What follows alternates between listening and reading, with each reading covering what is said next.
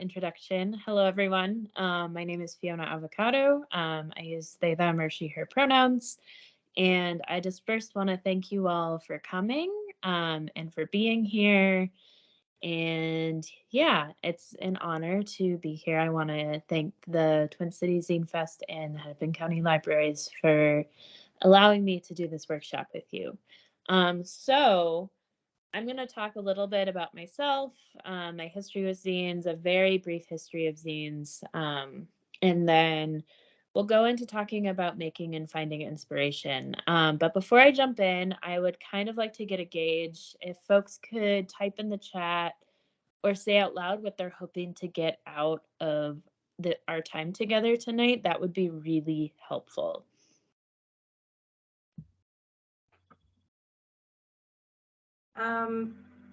What I'm hoping to get out of this tonight is just to just get additional inspiration for my work. I've learned over the years that I don't know everything, and that every new bit of information that I get opens doors. So I'm hoping that you can help me open some doors. Absolutely. Awesome. And your name is Vas Vas? Vajtanovic, and I'm Okay. they, them. Okay. Nice to meet you, Vas. Nice meeting you. How to start brainstorming for zines, says Anastasia. Great. Kit, I'm hoping to learn something new and get inspiration. Perfect. Well, hopefully I can teach you something new and help you get your creative juices going. Jane, I'm going to have you start the slideshow presentation. Learning how to make more marketable zines while staying in inspiration zone. Great. Thank you, Crow. Okay. How does that look? Is that full screen? Looks great. Does it look good to everybody else?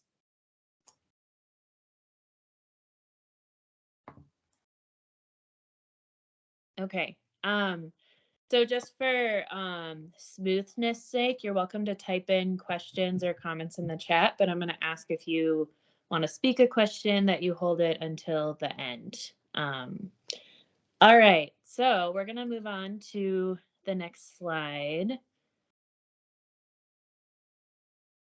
All right, zines. So I assume that most folks know what zines are. This is a very brief history of description. So zines are do-it-yourself magazines, short for fanzine. Zines cover an array of topics. A lot of zines have history in political and social movements, and they're a cheap and easy way to distribute information, stories, all kinds of things. So zines, like the history of zines and when they started is a little bit disputed. It's often considered to be sci-fi zines from the 1930s. So here we have a zine called The Comet. This issue is actually from 1940, but zines were pretty prominent in the Chicago area at that time. I don't know if folks know about Chicago Zine Fest, but has a really rich history. And then, but in the late 19th century, a lot of anarchist organizers like Lucy Parsons were creating zine pamphlets and using that as a way to disseminate information. Yeah, so I will have you go on to the next slide.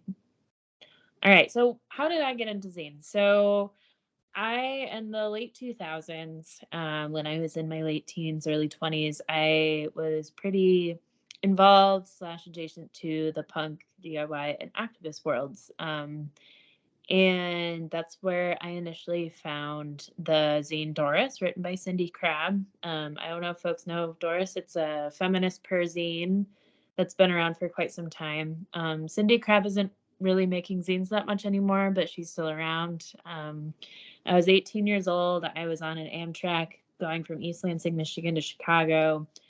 And I was reading her zines, and it just blew my mind because I felt really seen. And I originally grew up in Michigan's Upper Peninsula, where at the time there weren't really a lot of zines or zinesters.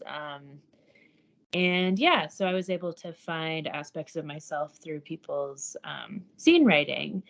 And I also am a not so much anymore, but especially when I was younger, I was a regular sketchbook and journaler. I've always considered myself an artist and a writer. It's always been a huge motivation for what I do. And I'm also really interested in the personal as political. So thinking about lived experience and how that can contribute and support leftist political and social movements. In terms of what I like to read, I love nonfiction and memoir. I love reading about people's lives. I love reading about people's mundane everyday experiences. So I also use that as an inspiration in my work, and also a desire to research and learn. So I think zine making is a really excellent opportunity as an excuse to have a fun research project. So say you wanted to learn something more about gardening, you could do research on it and then make a zine, and that's a way to compile information and then share out what you've learned. Next slide. All right, so here is a little snapshot of some zines I made from about 2010 to 2015. This was like baby Fiona zines, really cutesy. This is a zine called Pedagogy is Dissent. I interviewed artist and activist Nicole Schulman, and I talked about how autobiographical comics function as pedagogy. And then I had this idea I was going to make this comic series called Jade. I only made one, but I still did it. And this is my attempt at fiction. It was about a person and their dog going to the Oregon coast as sort of a way to escape the everyday grind of capitalism, but then also realizing in those escapes there's still destruction. And down here, I was in Brooklyn for a month in 2014, and I talked about my time there. I was at a point in my life where I was going through a lot of transition and was trying to figure out who I was and what I wanted to do. I took a stab at fiction and wrote a 2-part comic zine called The Past 2 Years, kind of about like finding like queer chosen family and identity. And then here is the Fika Diaries. So when I was in high school, I was an exchange student in Sweden for a year. And the year that I created this comic in 2013, I was really trying to document like how this experience in this place really impacted me, and sharing that. And it was more of like little like blips of memories and time and place and conversations. And then another way I use zines is I get a lot of questions about my last name, Fiona. So Fiona's has always been my first name, but I legally changed my last name to Avocado in 2013. So this scene talks about how I got to that name, why I chose that name, my history with names, and going through the name change process, and kind of people's reactions and responses. And that's just sort of a way that I sort of sharing like the process. I anticipate making a second edition at some point, but yeah. And then in the age of social media, so this little red zine, it's thoughts I almost post as Facebook updates and then don't. I used to post a lot of Facebook updates as like poetry. I feel like for me that's been sort of replaced with like Instagram and Instagram stories. Some folks use Twitter. But thinking about it now, it's like, what happens if you just write your thoughts down on paper into a zine and you publish them that way instead of putting them out in this like internet universe? Next slide. Okay, so this is sort of beginning my chapter of when I lived in Minneapolis for 5 years. So I self-published this comic called Plastic Sanctuary. This is sort of starting to teeter on like artist book. So most of the covers of my zines are screen printed. I'm a screen printer by trade. That's like what I do, part of what I do professionally, but zine making was really a segue for me into becoming a printmaker and a screen printer. So these covers actually glow in the dark. And yeah, so this was also a story about like going to the water, relationship to water, healing anxiety, coping. Yeah, so next. And then I got to a point where I got really interested in making 1-page tiny zines. that fold down into an 8-page zine. And I'll actually show you all how to do this in a little bit if you'd like. I really love this method of making zines. I got a little obsessed with it because it's a really cheap and easy way to distribute information. And it's just a small way to get work out or to just have like little bite-sized projects, and they eventually can accumulate into something bigger. Next slide. And this is a zine, time lapse, again, kind of focusing on the mundane, thinking about life and death and process. Yeah, and I was initially asked to create this for a class as a guest artist at the University of Minnesota. And this was printed on a risograph, which is like a copier meets a screen printer. So you have the ability to use multiple colors, and it's just really lovely. So yeah. Next. And when Prince died, funny story, I was actually drawing a zine that was a tribute to Bruce Springsteen called Dancing in the Dark, and it folded out into a Bruce Springsteen poster. I'll show you that when I'm back on the screen. But this what happened to be the day that Prince died. So I also decided to make a zine about Prince and sort of how Prince impacted my life and showed up in my life, and who doesn't love Prince? So yeah, so it's a combination of autobiographical and reflective, and also like a place to like mourn, I guess. So next. All right, so this is kind of a segue. I made this zine when I was doing some workshops with youth in 2017, and I'm going to use this as a segue into this workshop. So next. So I talked about what zines are already. Why zines? So I think like this is a very limited list of why I would make a zine. Again, sharing your story. I think everybody has a unique story, and I think that by sharing our stories, we can debunk assumptions and stereotypes and stop seeing groups of people as monoliths and kind of use that as a way to disrupt the status quo. And also sharing information and knowledge. So going back to this notion of research, but also um, zines have always been a way to sort of subvert the narratives that are given by mainstream media. So how to be in charge of one's own media, how to really put your voice out there, how to not have your voice censored and filtered through mass media. I think that's a role that zines have played and will continue to play. And also just putting your work into the world. There's the thing about zines, and I think that this is changing, which I feel some kind of way about, is zines are historically non-commercial, meaning that zines and zine communities typically been not for profit, but it's pretty common to go and see zines that are like 10, 15, $20, which is wild because zines typically would not cost very much more than they would to print. So that's something that's a little complicated. I understand paying people for their work, but also thinking about the ethic of zines is that zines are inherently anti-capitalist. And but also like building communities. So here talking about fandom of your favorite band, movie, TV show, play. I love really niche zines that focus on like an obsession or a hobby or like a passion. And when they're like well written or well illustrated, they can be so powerful. I do a lot of youth workshops in zine making, and some of my favorite zines from that have been zines about a band or something. And I always learn something. Yeah, and then also it's an outlet if you like to draw or write. And ultimately, zines are fun. So this is a list, but by no means is it an exhaustive list. There's so many reasons you can make zines. Next.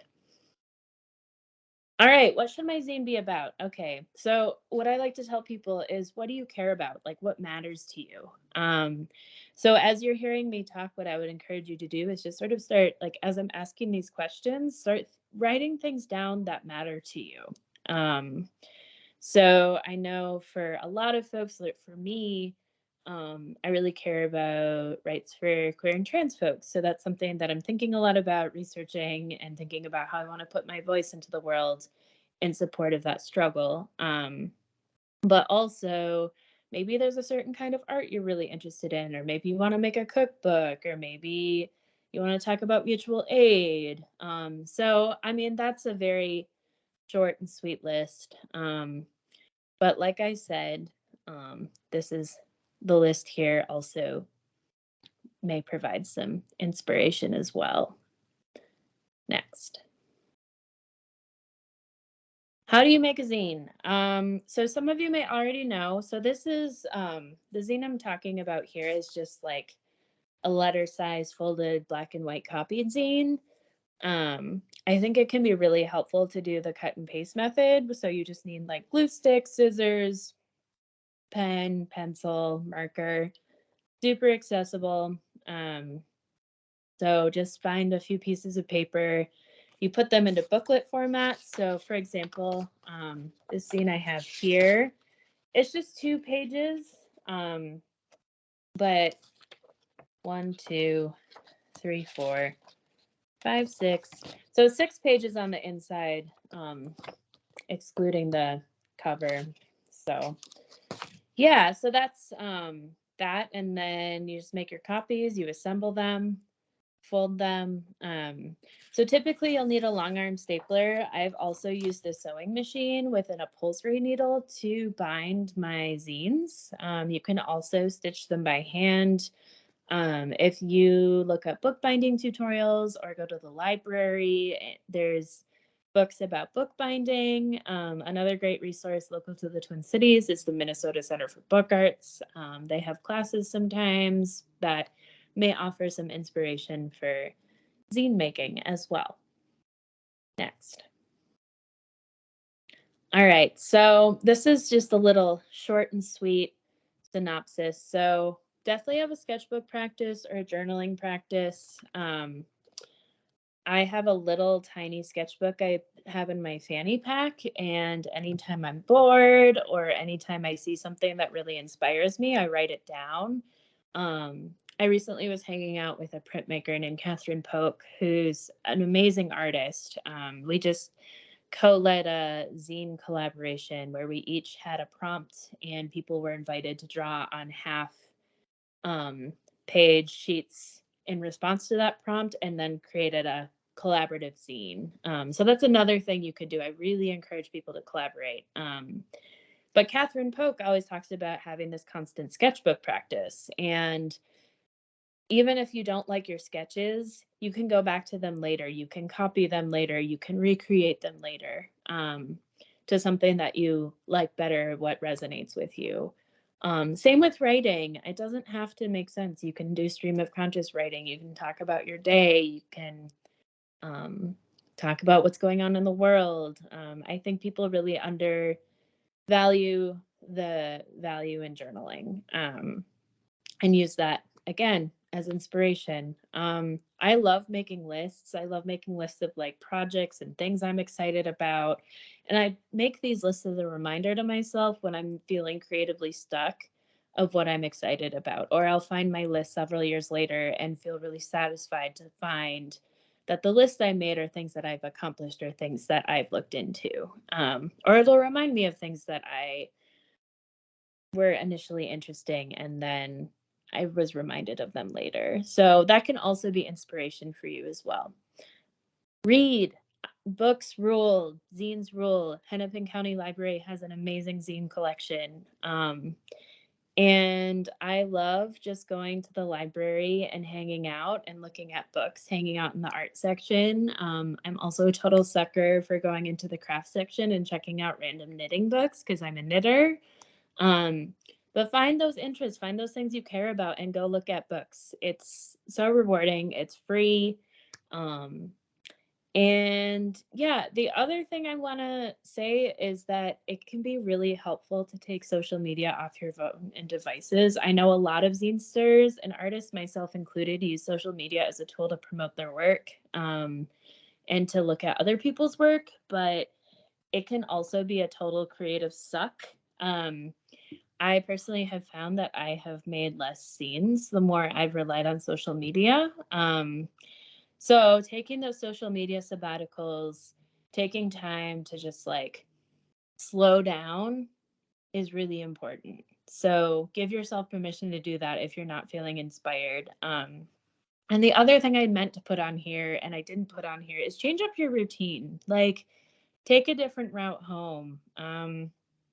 Find a find somewhere new to go. I can't um, emphasize the importance of how shifting routine really gives a lot of inspiration because you interact with new people, you see new places, and the world just feels a little less boring. So yeah, next slide. All right, so I have some additional resources here. These are, I think that knowing a history of zines is helpful. This is a great link from University of North Carolina. A friend of mine, Alex Reck, put together Stolen Sharpie Revolution. She also puts together International Zine Month prompts, which takes place in July, but I really think you can look at those year round. As I mentioned earlier, the Hennepin County Library zine collection is a really great resource. It's also a great way to see what local zinesters are around or have been around. And then Linda Berry, she is one of my favorites. She's written several books, but two of my favorites are What It Is. So it's a book about writing, and she gives you different writing prompts.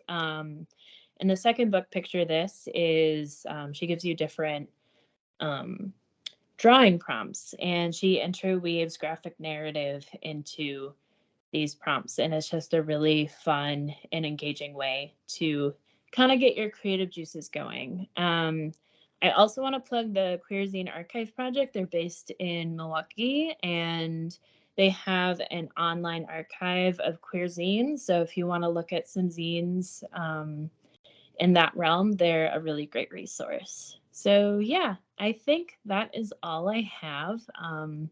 Jane, I'm going to have you come back to me. Okay. So I want to show you really quickly. I was talking about the Bruce Springsteen zine, Dancing in the Dark. I just had like a phase where I was listening to the album Born in the USA on repeat for several months. So that's where I got this inspiration from. So with my background as a cartoonist, it was kind of comic style, and that got folded wrong. Hold on a second. All right.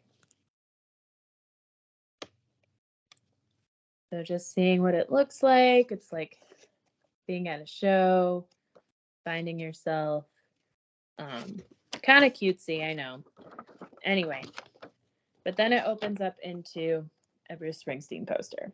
So I just want to show you examples of how to interact with this format. So you can see here, there's 8 different sections, and you fold it down. So if you can use this on any size of paper. Fold it in, you fold it again, you fold it again. But in order to get the slit, in order for the format to work, on your folded side, you just make a little cut and you open it again, fold it this way. Like, is this hot dog? I think it's hot dog. All right, you have a little triangle, or no, diamond, excuse me. And then you press it together. So there's that. I can go through that a little bit more slowly with a regular piece of paper if that would be helpful. Yeah. Does anybody have any questions or comments?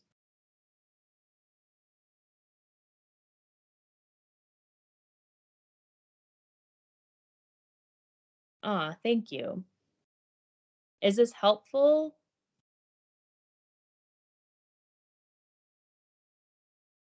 Of course, you're welcome.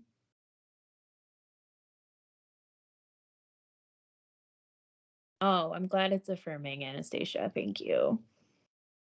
I need to give these pep talks to myself more often. Apparently.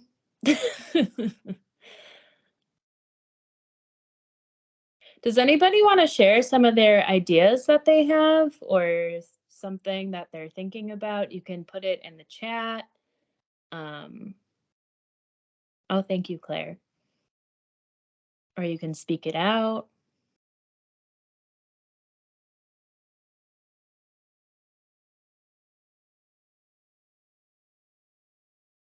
You've been interested in collages. Collage is great for zines, Anastasia. I don't do a lot of collage in my work, but I've seen a lot of zinesters do collage, and copying and pasting is a really old school approach to zine making, but I still think it's relevant and awesome. So you should totally do it. Make a zine about your anxiety. Great. I think that there are not enough zines about how people deal with anxiety and depression and mental health. There's a project called the Icarus Project. I think they have a new name now, but they were doing some mental health scenes like about a decade ago, and we're doing some cool stuff. But yeah. Boss, did you want to speak? Yeah, as you were talking about the history of zines and in its beginnings, I was thinking I was recently disillusioned. I finally decided to try doing like art commercially as opposed to just making enough money to pay my bills. Mm-hmm. And I hate it. I hate it so bad. So I just decided, and I actually had spoken to my partner and said, I just want to write. I can't do floral photography ever. So I'm like, as I'm hearing you talking about the origins of zines, it's like I realized maybe I should talk about how, no, all of those workshops that tell you about marketing your art and stuff might be helpful, but sometimes that's not why you're making art. That's not Yeah. expressing yourself. So maybe that's something I want to try to toy around with now that I know a little bit about where zines come from. Yeah, absolutely. And I believe that MCTC has a zine collection as well, that you can look at. And a lot of zinesters are also working artists or teaching artists. That's what I do. But I think the secret to making what you want and having creative freedom, as much as it kind of is a bummer, is having a day job, because then you don't have to like stress about like what work are you making that's going to pay your bills, right? Yeah. And you And can still like love what you're doing. yeah, and originally how I used to market my zines, I used to be a burlesque and exotic dancer professionally. And I would sell Cool. my zines there. And I basically could make just about anything and people would buy it because, well, hey, this interesting person was just on stage. And I got out of that and online really was terrible. And it made me laugh when you were talking about the social media thing because I actually did how I was doing when I was, you know, out in the world selling scenes versus when I was trying to market them online. When I left Facebook and I made a conscious decision, I'm done with Facebook, like what I made actually went up. Like I actually made more money. I had less stress. And that's why I thought, okay, I'm going to try to do commercial art so I can actually, oh God, I hate it. Yeah, and I will emphasize it makes a really big difference to like if you are going to go that route to do it in person, it's a lot more sustainable, and I Yeah. think the algorithm is really working against creators right now. Yes, it is. Something I'm really struggling with my own work, but also with my friends and people I know who make comics, scenes, prints, like all of it, is that we're not seeing each other's work anymore. No, no. So I think this sort of goes back to zine making, and like the heart of zine making is how do we maintain these analog ways of staying connected and supporting each other. And I think we can really look to the tradition of zine world and zine community to maintain that. Yeah, and it's hard for me because I live in a rural town, and Where that's do you live? I live in Rice, Minnesota, and I'm a non-binary person. I'm also Mm. intersex, and I'm also out, and I'm Hmm. not Republican, and I don't go to church. So it's tough. Yeah. Yeah, absolutely. I also think that's like where zines have power too, is like finding ways to be connected with people near and far and having pen pals. I know a lot of folks who are zinesters who live in small towns who are really good at pen paling for the very reasons that you're talking about, is to connect with other like-minded folks. All right, that's really good. Thank you so much for your insights. I appreciate it. Yeah. Thanks, Bess. I just wanna, for some reason I can't heart all of your comments in the chat. I'm sorry. I want to heart all of them. Um, Claire, I'm really excited about this collage zine where the cowboy gets eaten by the horizon. I'm so curious to see where that goes. I'm just glad to hear that all of you have less anxiety. I am gonna put my email in the chat in case you have any follow-up questions. There's a lot of free internet zine materials on itch.io too. Huh, I don't know about that. Thanks for sharing. Does anyone have anything they want to contribute? Free zine making app. Interesting. Maybe I'm just old school and analog, but I'm like, I don't need an app to make zines. But if that makes you happy, go for it. No, but I am going to check it out because I'm curious. What other... Okay. Interesting. Digital zines, e-zines. That's Photoshop-esque minus the Adobe. Okay. It's like yeah, it's made specifically, I think, by like a person.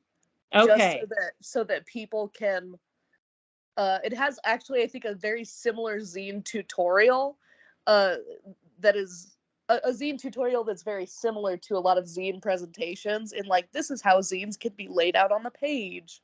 Like, this is how you can cut pages. But then it also has like web tools so that if you're, submitting your art to different, I don't know, like lit mags and things like that, you can save it as like a digital version. Oh, that's really cool. Yeah, I'm just pulling it up and it says something about indie games online for free. Am I in the right spot? Yes, Itch is an insane place filled with a lot of kind of cool stuff. Lots of RPGs, lots of straight up video games that are made by just like one person wholesale. It's wild. Yeah. Speaking of video games, I'm waiting for someone to make an Animal Crossing zine. I feel like it's been done.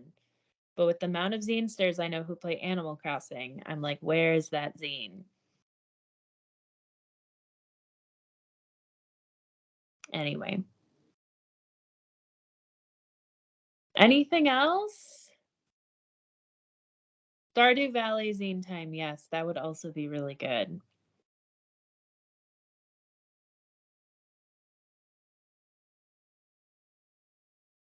See, I think this proves my point that when you find common ground with people and start nerding out about things, there's your material, there's your inspiration. Because if you care about it, it's likely that somebody else is going to care about it and get excited too.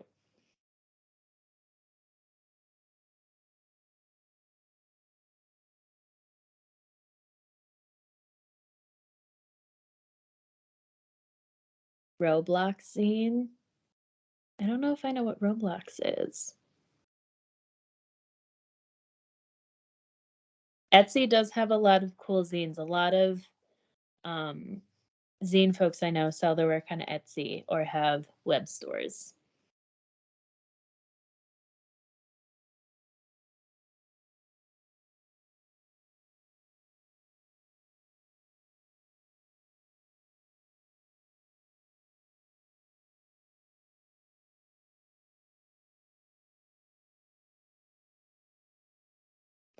Thank you, Anastasia. Is there anything else, any other questions or comments or thoughts before we conclude?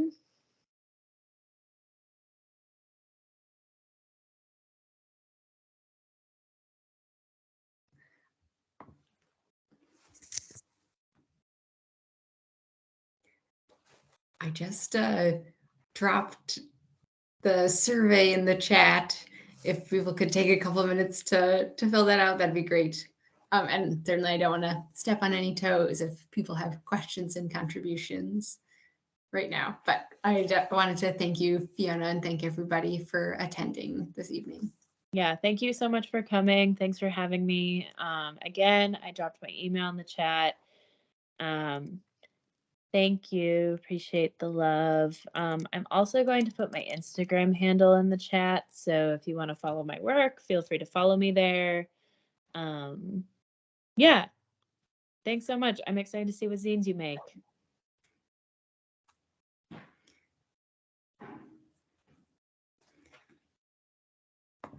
Okay, great. Well, I'll stop recording. There we go.